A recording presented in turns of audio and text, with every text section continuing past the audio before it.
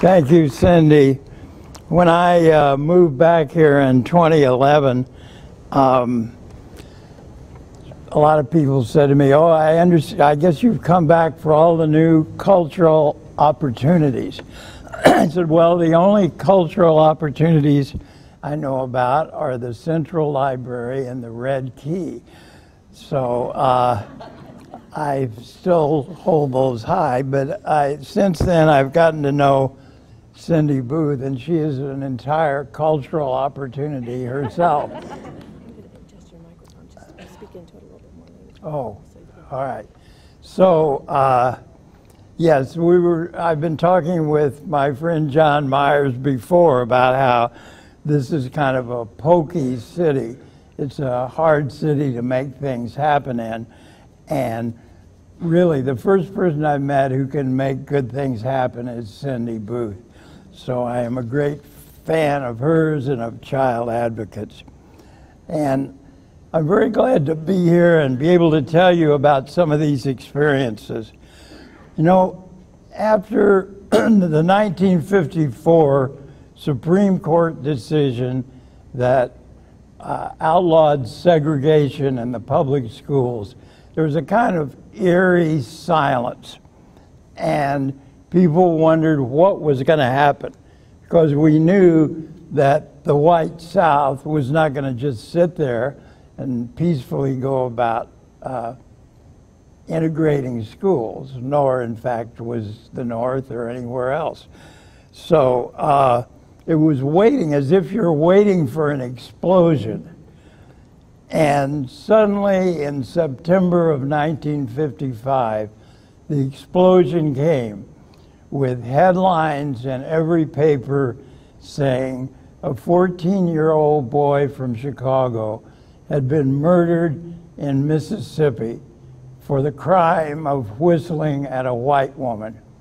This was Emmett Till, whose mother had sent him down to visit his grandfather, and she had given him some instructions before he went, but he evidently didn't remember those.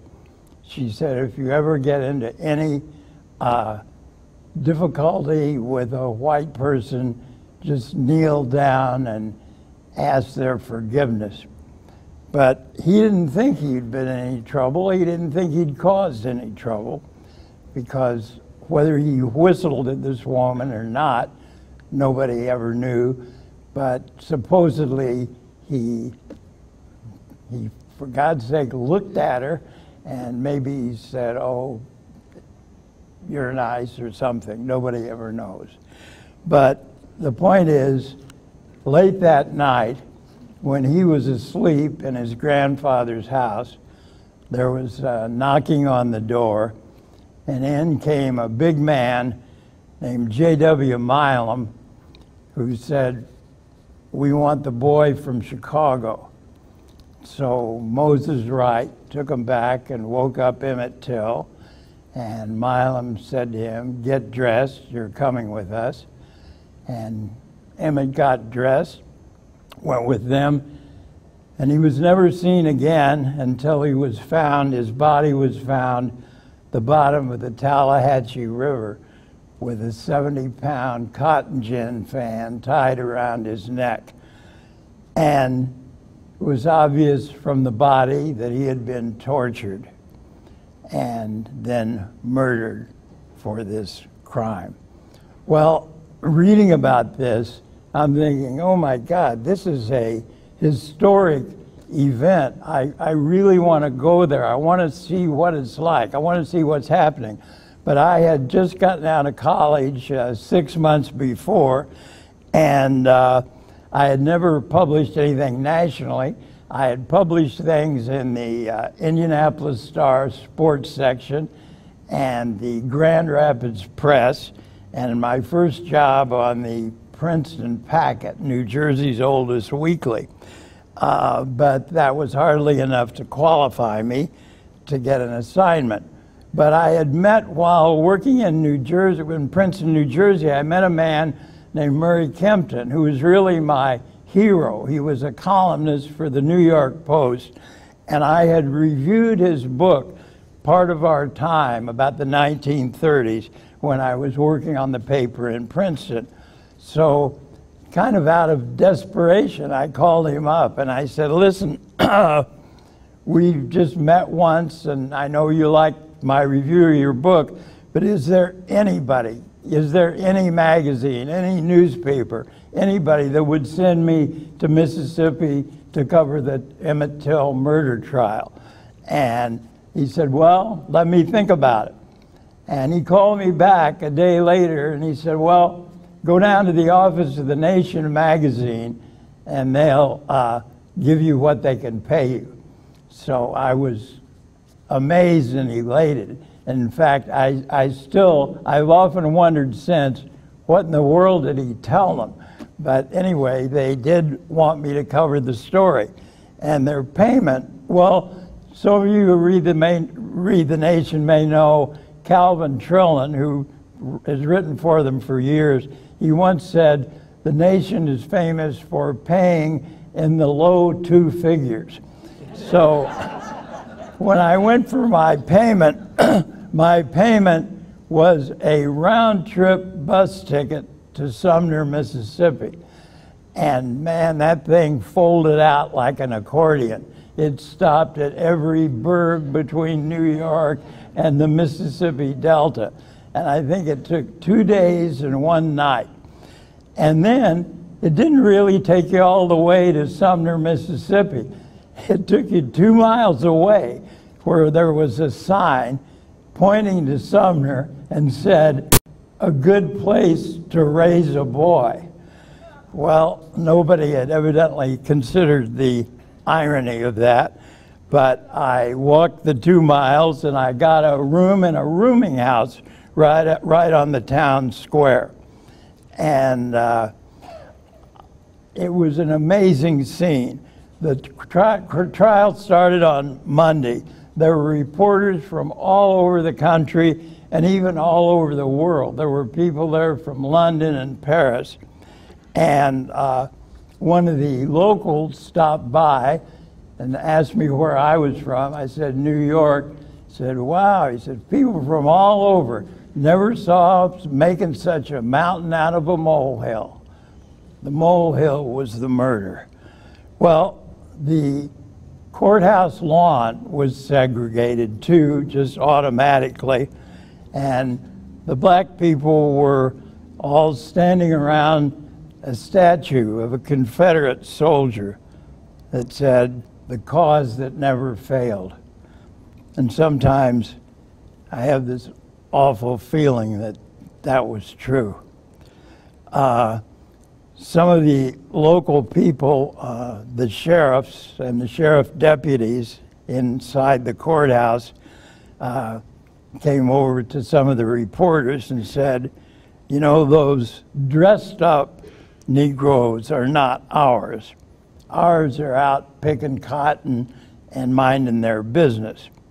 So I was at a little press table with there were a couple of press tables, and then the black reporters had a little tiny press tables way back in the corner, but at least they were in the room.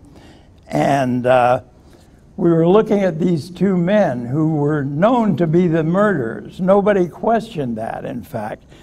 J.W. Milam and Roy Bryant. And Milam was the big guy who was a very menacing looking character. And I was following Murray Kempton around as kind of as my guide as a reporter. And during one of the breaks, he went up to Milam and he said, hot enough for you, J.W.? And J.W. looked at him and said, hot enough to make a man feel mean. And it was a mean, not nice statement. By the way, there was I got a call about 4 years ago from a man who was very apologetic. And he said, you know, I know you get a lot of these calls, and I hate to bother you, but I'm writing a book about the Emmett Till murder trial, and you're the only one who was there who's still alive. So that's my distinction. But watching this trial was really one of the most dramatic things I've ever seen. For one thing, the main witness was Moses Wright, who was 64 years old, and he'd been told by J.W. Milam, if you remember who came here tonight, you won't live to be 65. And so the white town residents were saying, well, Mo's right. Old Mose is a good man. He won't say anything. He won't get up and testify. But Moses Wright came to that courthouse, and he had on a new white shirt and yellow suspenders and blue pants, and he stood up as straight as a ramrod, and he identified J.W. Milam as the man who came to his house and took the boy. And he was a great witness. He never bumbled a moment. He was ramrod straight through the whole thing. And then there was a great to-do when Emmett Till's mother came, Mamie Bradley. And in that courthouse in Mississippi, no one was allowed to call her Mrs. Bradley. They all had to call her Mamie. And in fact, one of the local radio stations referred to her as Mrs. Bradley and received all kind of calls of protest from people objecting to that. Well, anyway, I'm watching all this go on, and I was really very naive. And I was so naive that I heard that there was a prisoner in a little town nearby called Itabena, and that he was possibly a key witness to the case. So I thought, wow, if I could get to that little town. And then I heard that two of the sheriff's deputies were going to that town.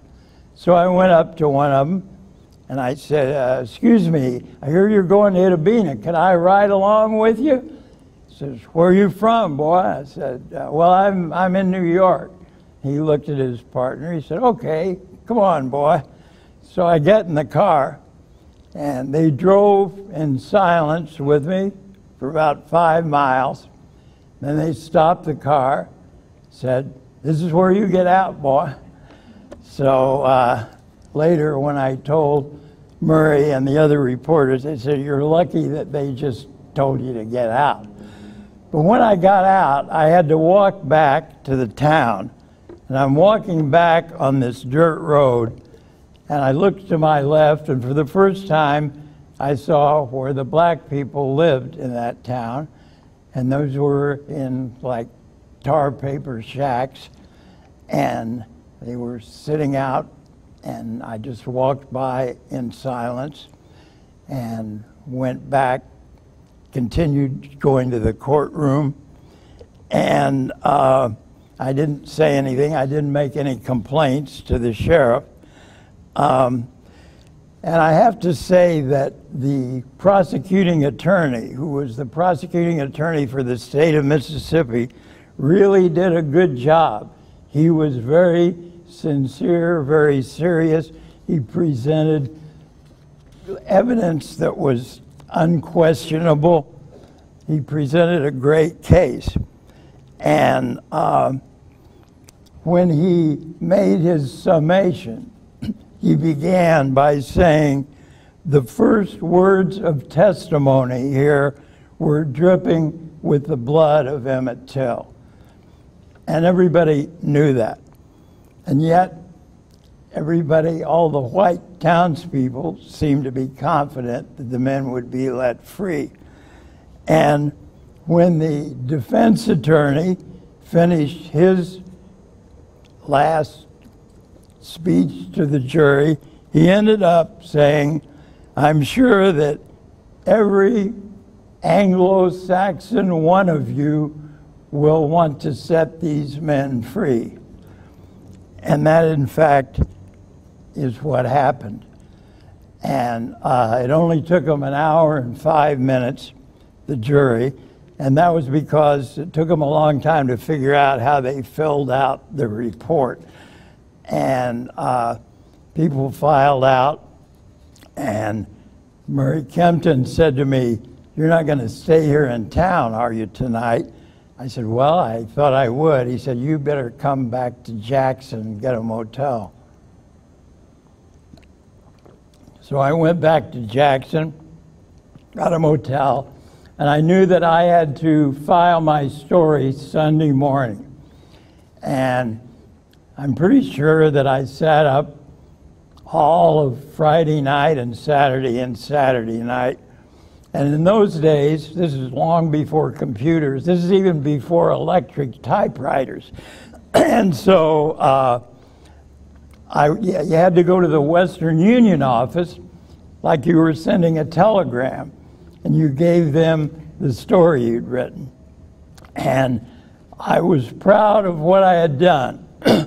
In fact, I can still remember the first sentence of that story. And it was, "The crowds are gone, and this sleepy Delta town is back to its silent, solid life that is based on cotton and the proposition that a whole race of men was created to pick it." And I later felt that was the best sentence I ever wrote. And in a way, that's kind of discouraging because I still feel that. But James Baldwin, who I was beginning to read, wrote, "The South thinks that it knows the Negro. The North thinks it has set him free. Both camps are deluded." And Baldwin at that time had written 3 novels, and each of those novels broke one of the great taboos of the era.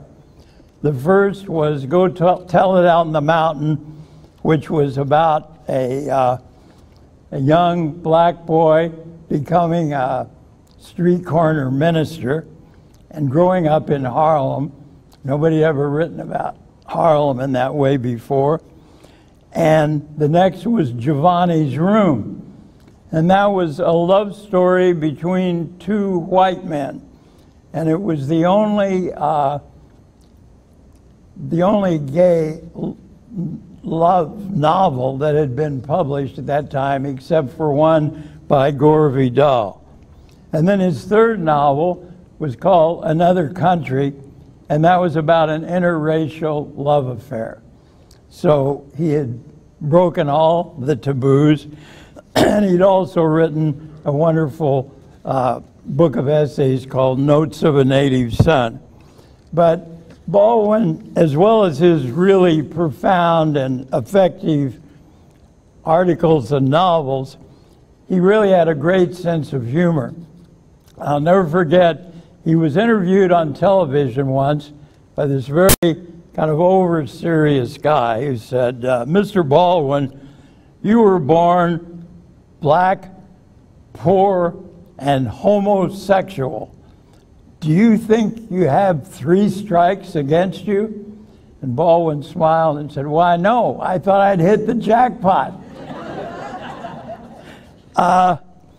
I met Baldwin at the White Horse Tavern, which is, you know, in those days in New York, in Greenwich Village, the bars were segregated, but not racially, but by profession. If you were a writer, you went to the White Horse. If you were a painter, you went to the Cedar Bar. If you were an actor, you went to Louis' Tavern. And then everybody went to the 5 Spot, which was the great jazz place, no cover, no minimum, and John Coltrane and Thelonious Monk were the house band. So that was a pretty good deal. And beer was 15 cents. At any rate, at this time, there was a paperback of Baldwin's book, Notes of a Native Son, and it had a picture of him on the cover. The cover was simply James Baldwin's face. And so one night I went into the White Horse, and there he was. And I was really thrilled because that book had really excited me about being a writer. And the autobiographical notes at the beginning ended up with a sentence that I will always remember. He said in summation, "I want to be an honest man and a good writer." I thought, wow, what better goals could you have? So I asked one of the regulars at the White Horse if he'd introduce me to Baldwin, and he took me over and introduced me, and I said I was a writer and that I was writing a book on Spanish Harlem, and he said, well, sit down and have a drink, and we talked, and then he invited me to come to his apartment the next afternoon. He lived on Horatio Street, which was not far from the White Horse. And there were a series of great afternoons going to Horatio Street and drinking bourbon and listening to Bessie Smith. And that's all he played was Bessie Smith. And we talked about everything, and he gave me great advice about writing and about life. And he's told me once that he had just been down to give a talk at Howard University.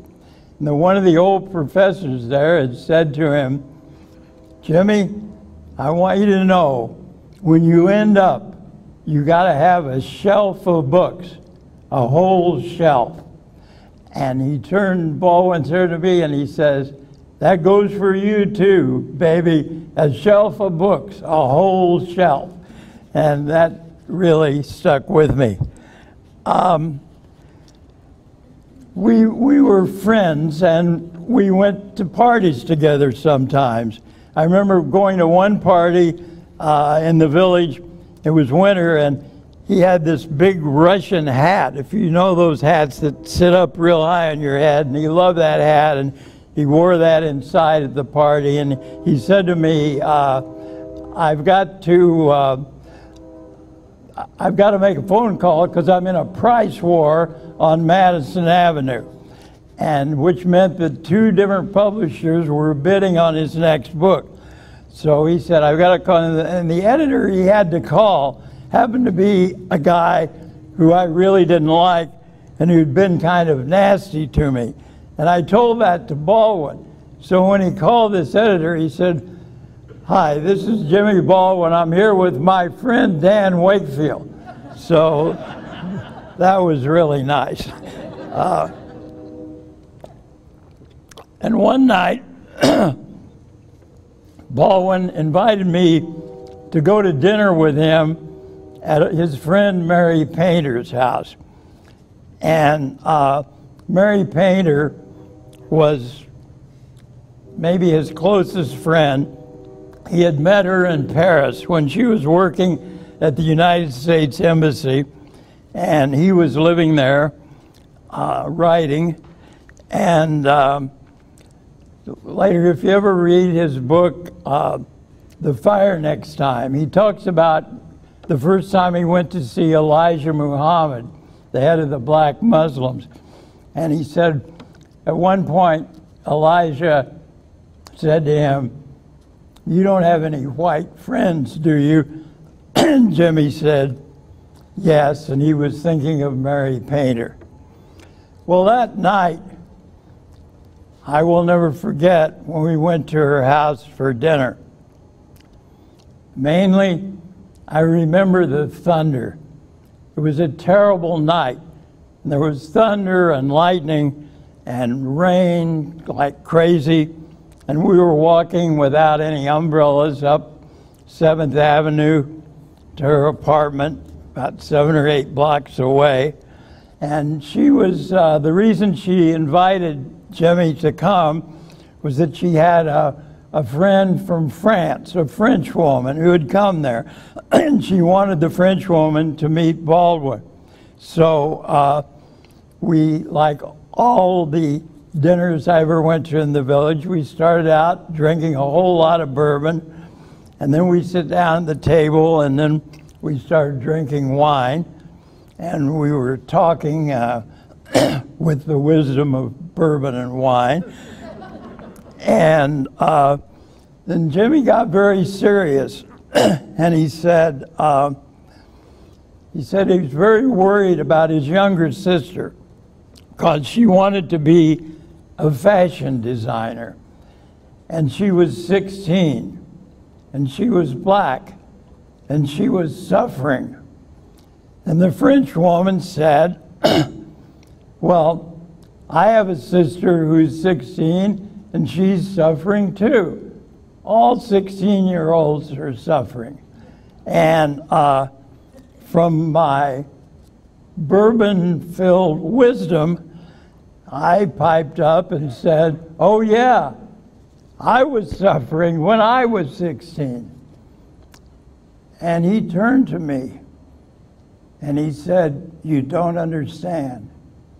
And it was awful. It was like a knife going through me. And things were really never the same. He invited me to his sister's fashion show, and I took a friend of mine with me and introduced him, and Jimmy shook hands and he took us around, but he was almost ferocious. He was just saying, this is this is that. It was terrible. And I felt very badly about it. I was invited a year or so later, he invited me to a book party for a new book of essays called Nobody Knows My Name.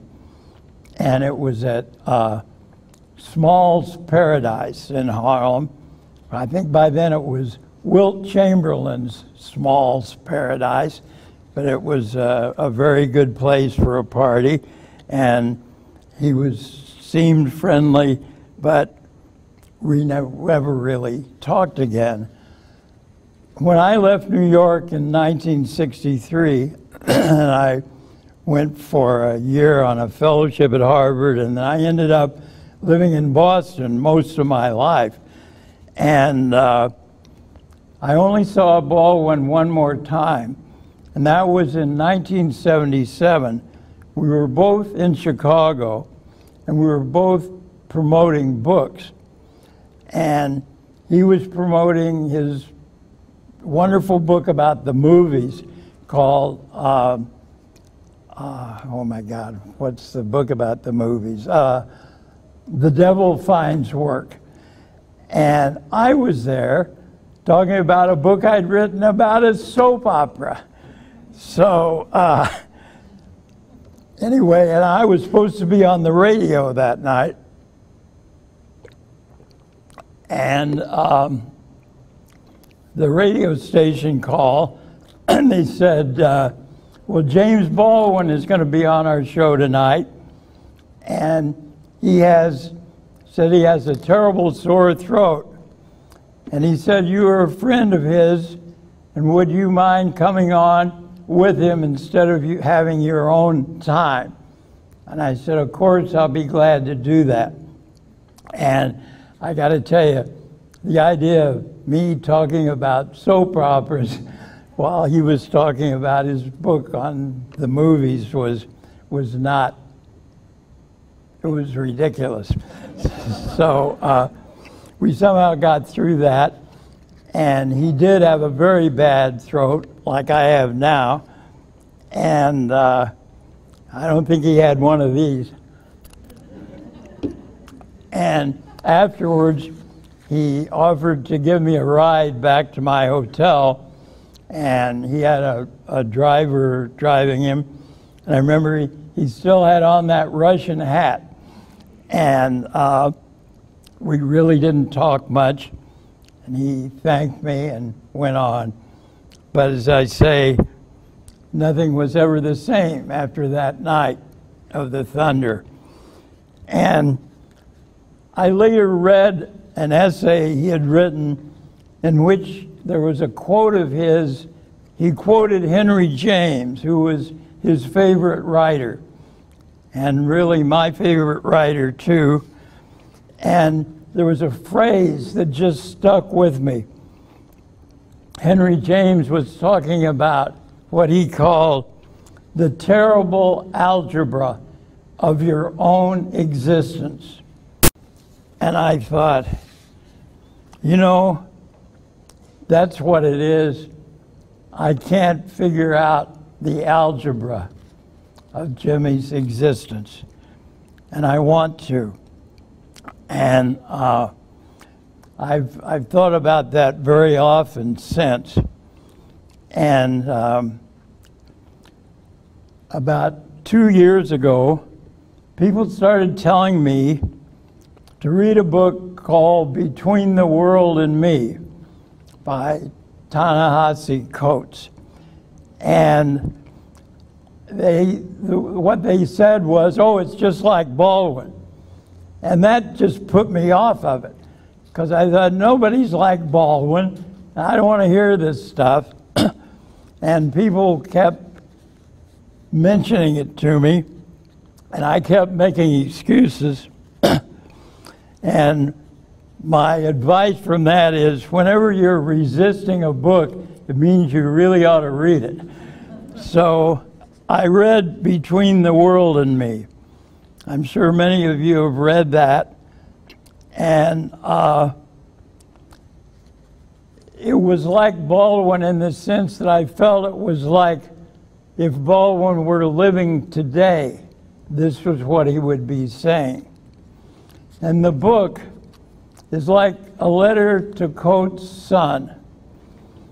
And he's telling his son that he can't protect him, that the most terrible thing he has to live with is that he doesn't feel he can protect his body or his son's, because to be black in this country means that your body is not your own. And at any time, a police car could stop you for any reason, and you might be let go and you might never be seen again. And that really shook me, because I realized around the same time I'm reading that is when it seems like every month there's a new black man killed by the police. And reading that with the book was like affirming what the book was saying. And you know, it was just that terrible procession, beginning with Trayvon Martin, or that's what I remember, because I was living in Florida, and going on these other people, and Tamir Rice, the little kid who was shot in the back.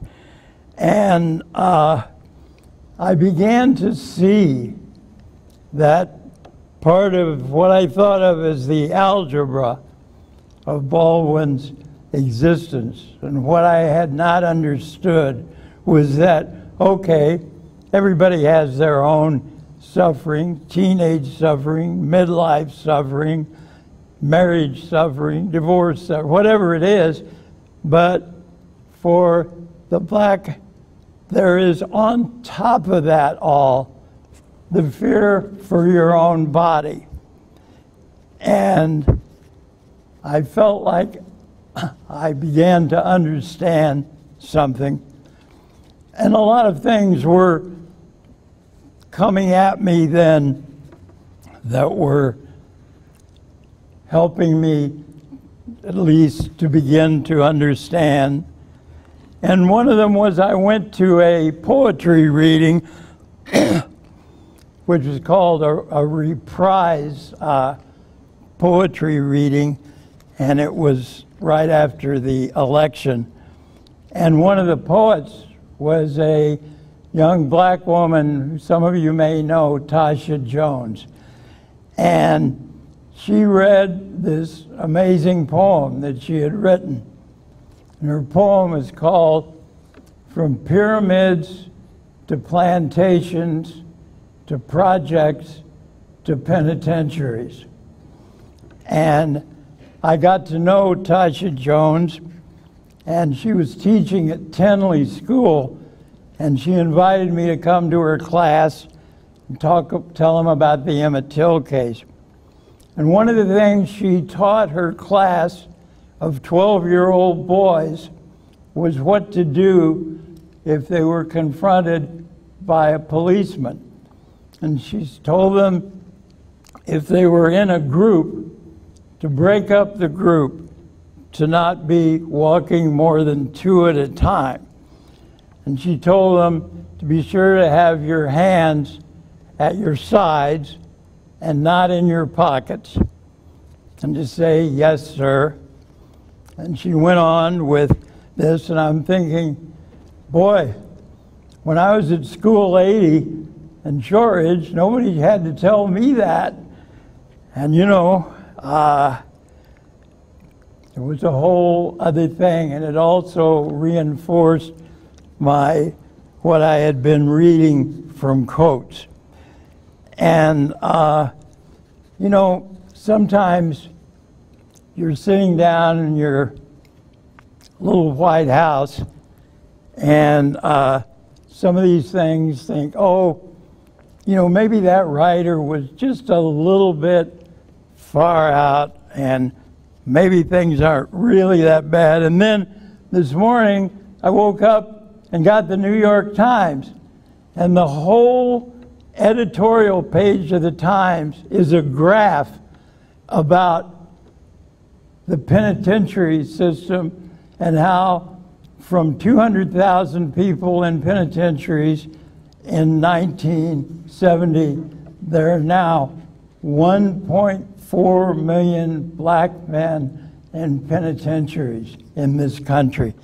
And the New York Times, not given to joking or ribaldry, said the scope of this is so enormous it amounts to a government housing program.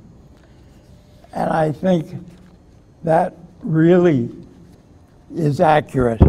It sums it up. And when you start to try to absorb these things and you begin to read a little, I realized something shocking. I don't know anything about American history. I thought I had a great education. I went to School 80 in Shortridge. I went to Columbia, and yet all I knew was what I was told about. And as Baldwin explained, when you read about the Constitution, the Declaration of Independence, and you see that they say all men are created equal. Well, if you count black men and women, that doesn't make any sense. So the answer to that is to say they're not people. The whole thing is who defines people. And so that was really a key to beginning to understand what I had been taught and what I had not been taught. And I read a recent book of Coates called We Were 8 Years in Power. And some people criticized that book saying, well, really, we weren't really in power in Obama's years. That wasn't really very powerful as we hoped it would be for black people. And then I realized when I read the book, he wasn't even talking about the Obama years. That was a quote from a South Carolina black congressman in 1895. And the congressman, named Thomas Miller, was pleading. He had been in office for 8 years during Reconstruction. And he was pleading with the now white authorities who had taken over again in what was an era called redemption. I never heard about that. And in fact, my understanding of Reconstruction was what I saw in the movie of Gone with the Wind. And I think that's about the level of most of our understandings. And what I realized was I don't know the history of my own country, and I don't know the history of my own city. And I'm just beginning to learn a little of that. And there's a new book called Indiana Avenue, Life and Musical Journey from 1915 to 2015. The subtitle is Ragtime, Blues, Jazz, Spiritual, Bebop, Doo-Wop, Motown, Opera, and Hip Hop. And it's by Alida Hodge, who's here tonight. So I hope you'll stand up. Alida.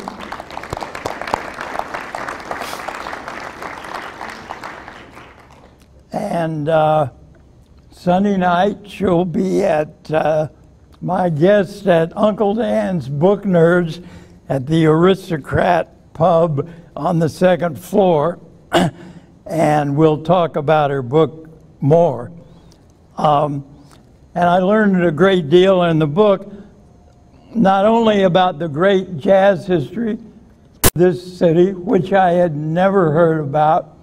The only thing I'd ever heard about Indiana Avenue, my friend John will tell you that in high school, well, he went to Lawrence Central, I went to Shortridge, but we were both told that if you wanted to prove your bravery, your courage, you should drive down Indiana Avenue and roll down your windows and see if you could brave not being hit by a knife. That was the word. And I had no idea. Well, the only jazz musician I knew from here was J.J. Johnson because I met him in New York. But I didn't know anything. I didn't know that he had started out on Indiana Avenue. I didn't know that Hoagie Carmichael had learned most of the stuff he learned by going to Indiana Avenue every weekend. And, you know, when I was a kid, listening to the radio at home on Winthrop, just over by the Monon, and my favorite group, my favorite music was the Ink Spots. And you know, I would have been thrilled to know that they were from Indianapolis. But nobody told me that. Nobody told me about Wes Montgomery. Nobody told me about the man who went to Butler, who with U.B. Blake wrote a musical called Shuffle Along that was put on Broadway. It was the first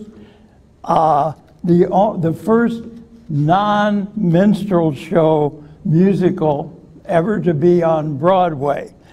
And it was revived 2 years ago in New York because its impact had been so great.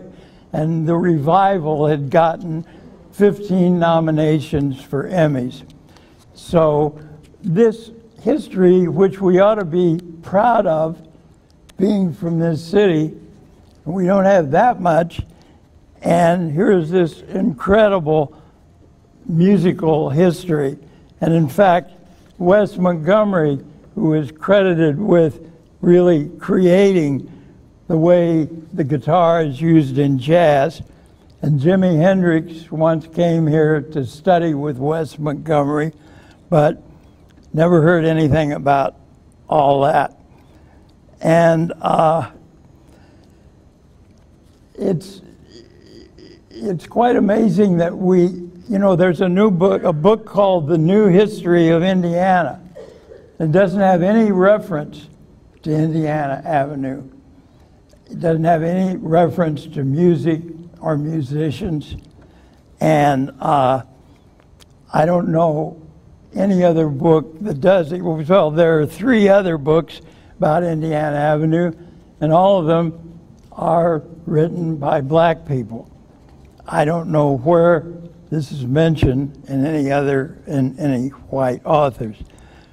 By the way, that musical called Shuffle Along was called by Langston Hughes, credited with beginning the Harlem Renaissance. It was that much of an impact. By the way, that same man who wrote that also wrote the Butler fight song. Is that the one, you know, we'll sing the Butler war song? But nobody knows, we don't know about that. You know, sometime last year, I was looking for something to watch on Hulu, and I saw there was a show called Dear White People. So I thought, well, I'll try that. And it was a lot of fun. And the young woman, it was about a college campus, and there was a young black woman who had a radio program called Dear White People. And she talked about some people in the college being woke. And I know that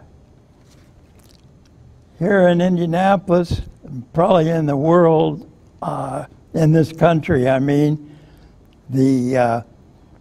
some white people who think they're woke, and man, we're just rubbing our eyes. And the one thing I thought of that would be a positive thing to say is a story, it's very short, I'd like to read you from the book of Mark. He cometh to Bethsaida, and they bring a blind man unto him, and besought him to touch him. And he took the blind man by the hand, and led him out of the room. And when he had spit on his eyes, and put his hands upon him, he asked him if he saw. And he looked up and said, I see men as trees walking. After that, he put his hands again upon his eyes and made him look up, and he was restored and saw every man clearly. My great hope is that we learn to see every man and every woman clearly. Thank you.